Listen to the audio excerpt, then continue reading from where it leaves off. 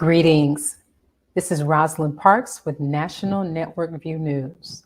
On tonight's show, our guest contributor, Sherrie Muhammad, founder and director of Asiatic Minds online school, and Sister Rose X. Morris, Bookclub Coordinator, will discuss the importance of student proficiency in reading and comprehension and how Asiatic Minds Bookclub will expose students to books and activities that foster reading and comprehension skills, stimulate students, and promote positive themes. Before we get into the top news, let's do a recap of the current events we've recently covered. NNV News anchor Christina Muhammad's guests, contributors Mishan Sadiq and Javon Muhammad, commented on the CDC's new vaccination mandate for pregnant women and its future implications. Now, we saw that there's some new recommendations.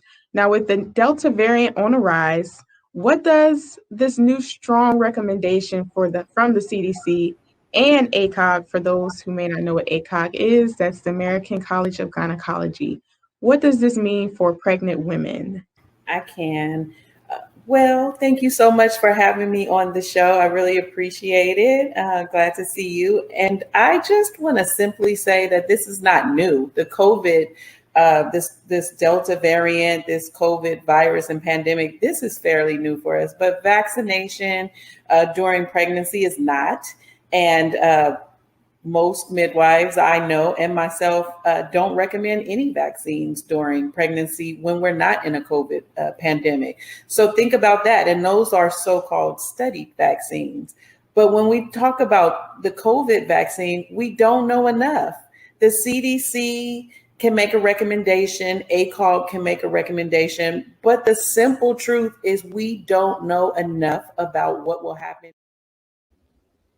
Christina Muhammad questioned Mishan Sadiq and Javon Muhammad about Johns Hopkins All Children's Hospital contacting authorities who legally kidnapped the children of Saisha Mercado, American Idol third place contestant. What is your perspective on what is considered medical neglect? I'm not a clinician, so I'm glad Sister Javon started it. But what I wanted to highlight is that they asked for more information. And so if an individual asks for more information, they're not denying that the professional or the so-called professional has the information. They need to make an informed decision. And she also said that she was faced with judgment. And I find that in the research that women, babies, Black babies are dying, not because they're not eating the right foods, it's because of systemic racism. And if, like Sister Javon said, if they would have been counseled. So I think that whatever the standard is for neglect, that information should have been given to her so that her and her husband could have made the right decision. But I can't agree with Sister Javon anymore. Mishan Sadiq and Javon Muhammad also shared their thoughts on Midwives Alliance of North America's regulations on midwives and the practice of midwifery. The Midwives Alliance of North America, also known as MANA's President Dr. Sarita Bennett, has recently received a lot of flack for attempting to pass regulations that will remove autonomy from certified professional midwives. Sister Javon, can you educate us on what a midwife is and why is it vital for them to have autonomy? Sure. There are several types of midwives. There's not just one type. So one type is a midwife who becomes a nurse first, called a nurse midwife, and then gets advanced training. And then there are CPMs, LMs, direct entry midwives they enter into midwifery and have specific midwifery training without being nurses. There's another called a certified midwife, who is also a direct entry midwife, but recognized by the credentialing board for certified nurse midwife. So there are many types of midwives. On I Have a Testimony, NNV News anchor Willie Muhammad's guest was Dr. Boyce Watkins, host of his own Black social commentary show, talked about meeting the Honorable Minister Louis Farrakhan, the minister's involvement in the New Paradigm Forum, and the relaunch of Muhammad's economic blueprint. Can you share the first time you heard or when you first actually met the minister? And also, how come, unlike many others, you have not succumbed to the pressure and the fear tactics that people place on Black athletes, Black intellectuals when it comes to associating with the minister? Why is that? Well, to answer that question first of all, I'm humbled, and I can't even I don't even know how to respond to any comparison between me and Minister Farrakhan. There is no comparison in my view. This man is extraordinary, and I first started to learn about him when I was in college, and right before the Million Man March, and he helped me open my eyes in terms of understanding the complexities of American racism and just what power and strength and manhood really look like. And so, when I got the chance to sit with the minister, it was obviously overwhelming. Last week, I sat down with weekly contributor Brian E. Muhammad, Final Call News staff writer for a tribute to the life and legacy of Dr. Renuku Rashidi, world-renowned scholar. What would you say stood out to you most about Dr. Rashidi and his work? Oh man, Dr. Rashidi is, his example, I would say, is the greatest legacy. Because we live in an age, especially with today's technology, where you can get information at the flick of a finger. And, and there's a saying that, it must be true. I saw it on the internet, but as free as the internet is, there's also a lot of falsehood, a lot of information that is not really true and reliable.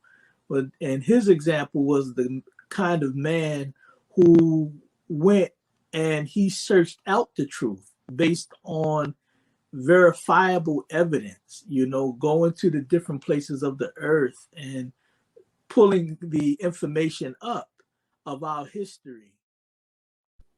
Brian E. Muhammad discussed Israel's continued stoking of war with Iran and its implications as a possible warm-up to a multicultural war. Brother Brian, why is Israel continuing to stoke the war with Iran? Well, Israel needs to stay relevant. Israel has a problem. Israel cannot exist without the backing and the full support of the United States. So Israel is trying to stay relevant where it does not lose its so-called benefit, which is to a tune of nearly $4 billion a year, plus loans and military loans and assistance that pushes that figure nearly $5 billion a year of taxpayer money. So Israel as a welfare state has to stay relevant to America. Brian E. Muhammad also shared his thoughts on the UN General Assembly's creation of a permanent forum for accountability of America's racism against Blacks in America and around the globe. Currently, there's a Final Call News article entitled World General Assembly Creates a New Permanent Forum of People of African Descent. How will this new platform improve the lives of Black people around the globe? Well, the UN, as I've been saying earlier, it's a joke. The UN does not have the power. Let me just start off with this. The Honorable Minister Louis Farrakhan said that justice is not going to come from the courts of this world. It's going to come from the God of justice. The UN is enslaved to the biggest influencer of oppression in the world, which is the United States.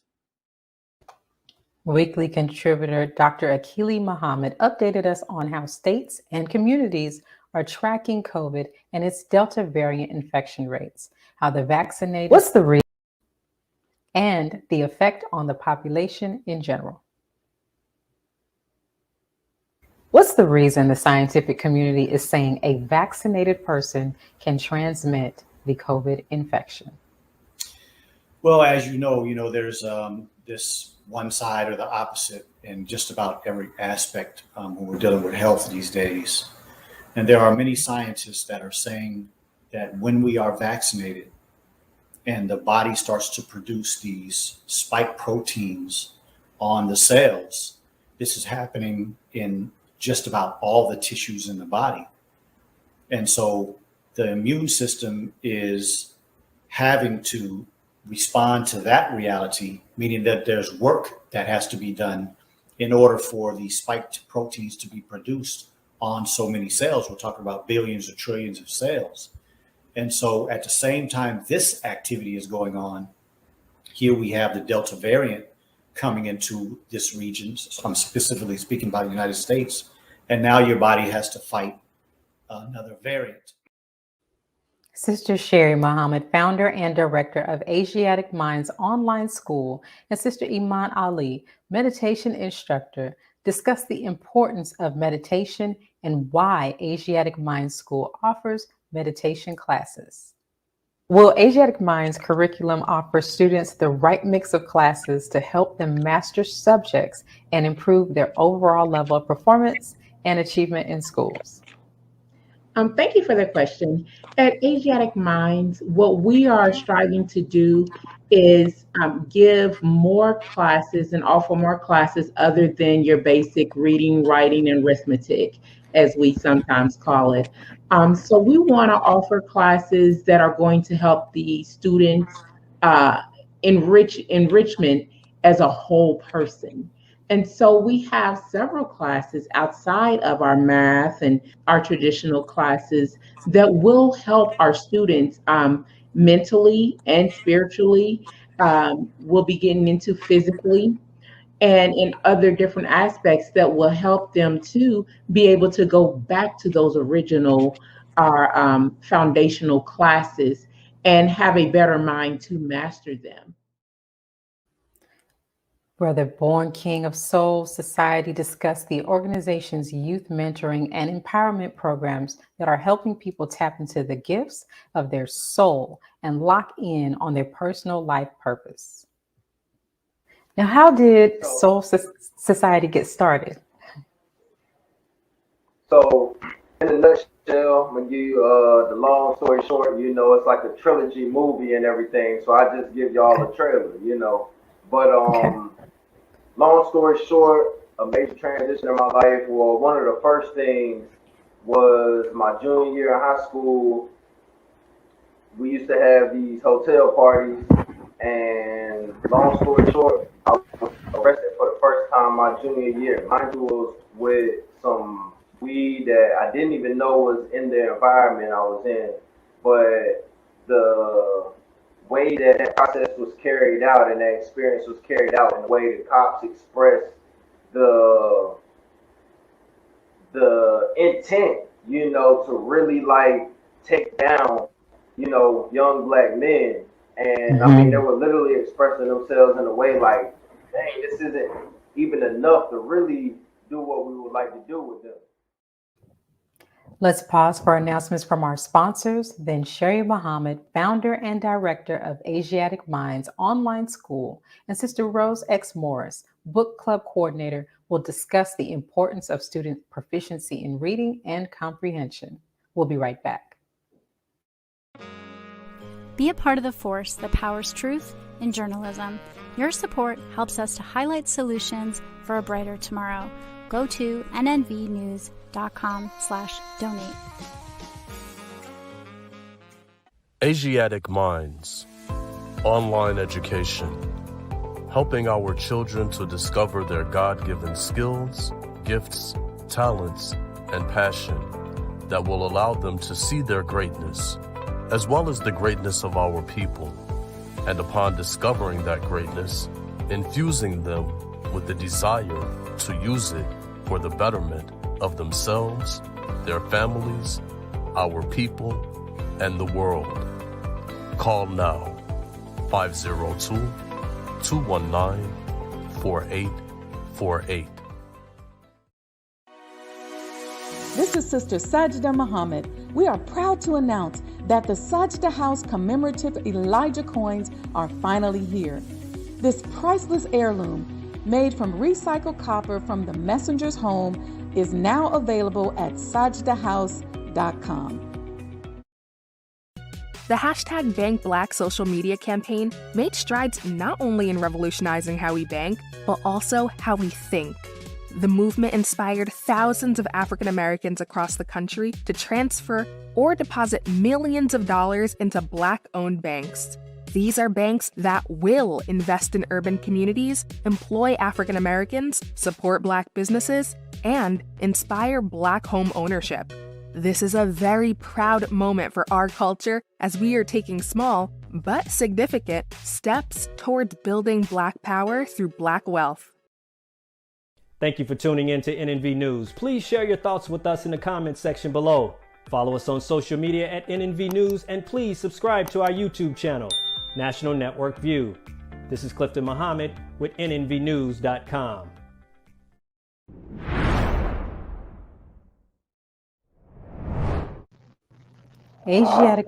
Asiatic Minds Online School complements classes with a book club that exposes students to books and activities that foster reading and comprehension skills. They stimulate student minds and promote positive themes. Joining us to discuss is founder and director of Asiatic Minds Online School, Sherrie Muhammad, and Bookclub Coordinator, Sister Rose X. Morris. Greetings, ladies. Sister Sherrie, how important is it for students to be proficient in reading and in comprehension? Thank you for having us this evening. It's very important for students to be proficient in reading. As we know, illiteracy is a major factor and contributor to the school to prison pipeline. And so also in the Supreme Wisdom, we're taught that in the temples we should have reading classes. So us having this book club is our part of having that reading class for our students. The piece of literacy, that is something that we have to help our students improve on. There was a 2017 Huffington Post article that actually stated that 43% of adults in America read at an 8th grade level or lower, and also that 14% can only grasp material at a 5th grade level. So those are not good numbers, because that illiteracy does lead to that prison pipeline. And so we want to do our part at Asiatic Minds to make sure that our students will have the opportunity to improve in their literacy, and not just improve, but to thrive in literacy. That's the goal, is to thrive and to blow those numbers out of the water, and for none of our students to fall into those statistics.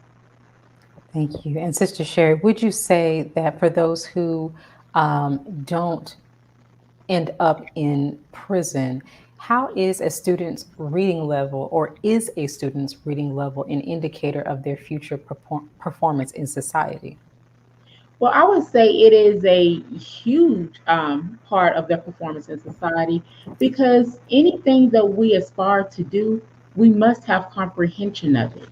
We must be able to read and learn on, the internet provides us, there's a little saying called Google University, because literally you can learn anything, but not only through videos, but there's a lot of reading involved in learning. Let's think about it. When we go to any university, they're giving you books.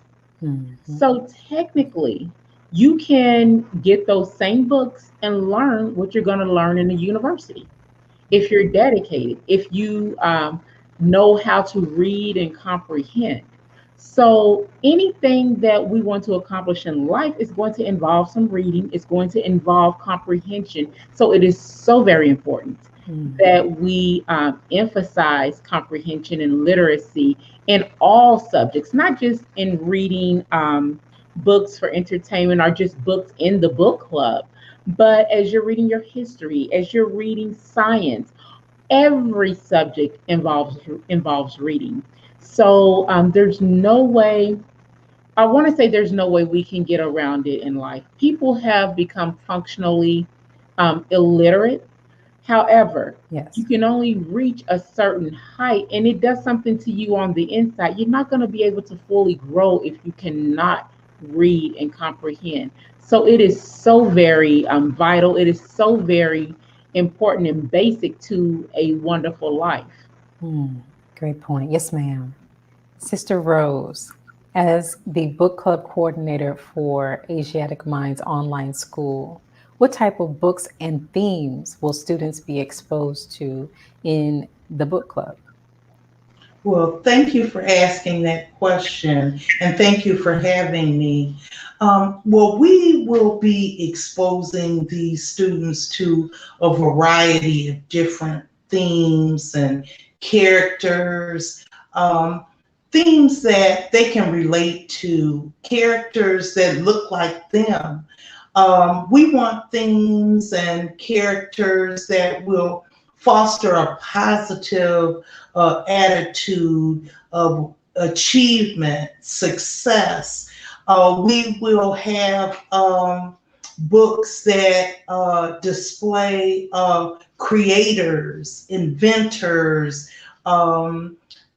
adventure books, and also things that are fun, that are inviting, that the students would love to read. And so we will be having a variety of different types of books, but each of them are very, very well thought out, and they will be something that will also assist the students in improving and complementing the other classes and improving their comprehension and their reading level. And so we are very excited about what we'll be doing this semester. Would you be able to give us one example of the book club activities that you're going to have the students participate in once the school year starts? Well, certainly.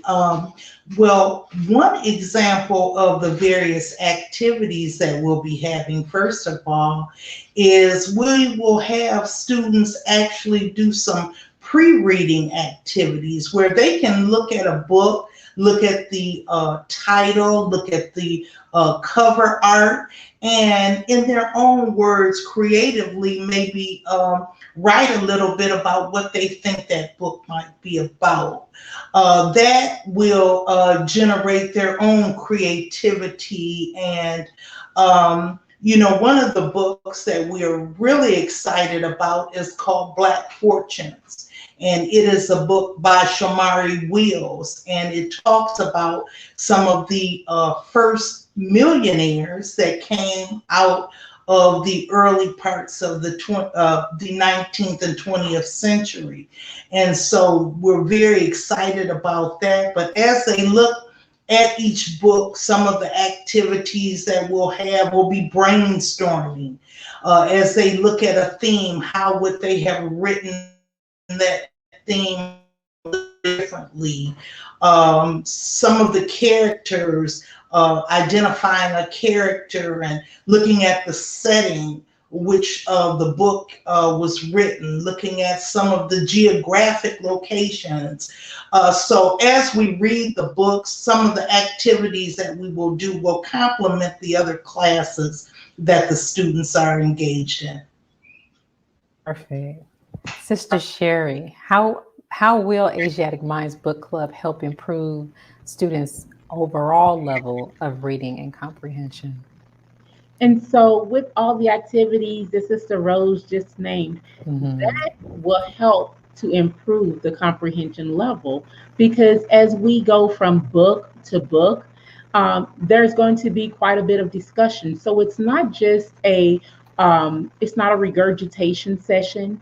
It's not just a, take this worksheet and go look in the chapter and find the answer. It has a lot to do with thinking. It has a lot to do with making those real world connections. And when you're able to do that, then that's going to raise your comprehension level. And that actually will help you in every other class that you have, because now you have this common thread that you're just weaving through all of the classes. And that alone, and then when you're planting yourself in that through characters that look like you, characters that look like your somebody in your family, an uncle, an auntie, a cousin, or maybe a neighbor down the street, then that's bringing that reading right to your front door. It's helping you to think about it more than just the words that are in a book, but it's bringing it to life. And that helps you with your comprehension. When you can live what you are learning, then that helps you to understand it on more than one level. Now, what indicators will be used to identify improvement as the school year goes on? So we will certainly have, there will be like worksheets that Sister Rose will use. There will be criteria as far as discussion for the children, for everyone to participate and to be able to see the level of growth in that participation level. Could you identify the setting before? Could you identify the style of writing before? Now, can you identify that? Can you demonstrate that? So it's to really get our students have these little markers to help our students to easily progress in their comprehension and articulation of what it is that they're reading. Okay. And Sister Rose, in addition to being the Asiatic Minds Bookclub Coordinator, you're also an author and a publisher. What books have you written and or published? Well, thank you for asking that question. Well, several years ago, my book, The Chronicle of the Seventh Son, Black Panther Mark Clark, it is a memoir of the assassination of my brother, Mark Clark, who was a member of the Black Panther Party and was assassinated in 1969, along with Chairman Fred Hampton Sr. I've also just published and released another book, and the book is actually called Being on the Planet, and it is also a true memoir that goes into a 1984 encounter with the mother wheel. And so we're very excited about those books. My daughter, Jacqueline Clark Hodge, is the author of Being on the Planet, and I have edited and published that one as well. Now, for the both of you, very quickly, and I'll start with you, Sister Rose. How has Dr. Runoko Rashidi impacted Black and African-centered scholarship? Has he had an impact on you personally, or has he had an impact on any of your works? Yes, he has. As a matter of fact, I followed Dr. Runoko Rashidi's work very extensively, and sometimes I actually thought he was actually speaking to me, as he would do Facebook posts. And I actually began studying his work when he worked with Ivan Van Sertima, who gave us They Came Before Columbus. And so his work has actually fashioned a lot of my studies in pre-Western civilization, of the global African presence, Kemetic history. Dr. Runoko Rashidi was one of those individuals that I could always go to if I had a photograph or if I had some knowledge that I really needed a little bit more clarity on.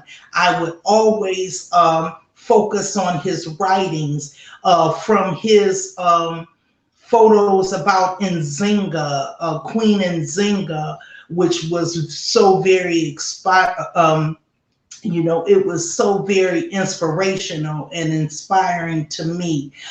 In addition to that, some of his various photos that he had taken, I believe he has one of the largest sets of photography in the world, I do believe. And so I fell in love with a stone called the lapis lazuli stone. And I didn't know a lot about it, but as I had put up a photograph of my own, Dr. Rashidi, I saw where he chimed in and he talked about the lapis lazuli and how it's found in not only Africa, but in Afghanistan. And so he has really been very inspirational to me, and his legacy is one that will stand among the greats. And his loss is really a deep loss to me personally. Sister Sherrie, over to you. I'm going to add just a little bit to that question. With you being the founder and director of Asiatic Minds Online School, how has the scholarship of Dr. Rashidi influenced the drive that you have to increase the scholarship of our students? So, Sister Rosalind, unfortunately, I cannot say that directly, Dr. Rashidi, that I have studied his work directly and that I will point to it as a major influence.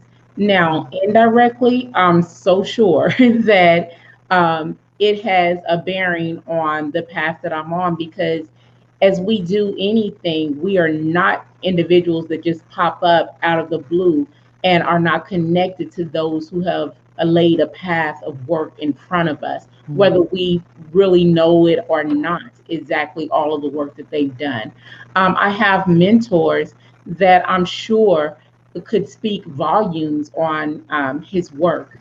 And so I am so sure that indirectly I have been affected, but unfortunately, I cannot point to a direct connection such as Sister Rose has just done. But I must say that there is no Black person or person who is in education that has laid a path for us to know a knowledge of self, to be able to open doors for us to teach the way that we are teaching, that would not bear influence on what any of us on this path are doing now. So I thank Allah for his life, and I thank Allah for all the work that he has done.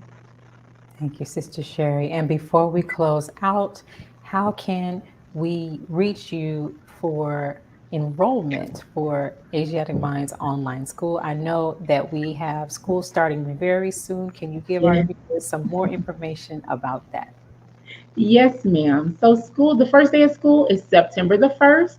That is like 2.5 weeks away. Right. I am so happy to say that we only have about 5 slots left in the school. So if someone wants to attend, if there are parents out there really thinking about it, now is the time to make that move and go ahead and secure your spot for your child. You can do that by going to AsiaticMinds.com.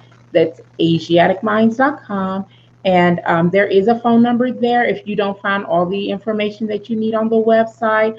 I am getting, phone calls and text messages daily from parents out there. And anyone who has not reached out yet, you are more than welcome to do so. And I do reply to you as promptly as possible. Perfect. Thank you, ladies, for joining us this afternoon. Sister Sherrie, I look forward to hearing more about how school is going once the school year starts. And Sister Rose, thank you for offering your insight on the book club.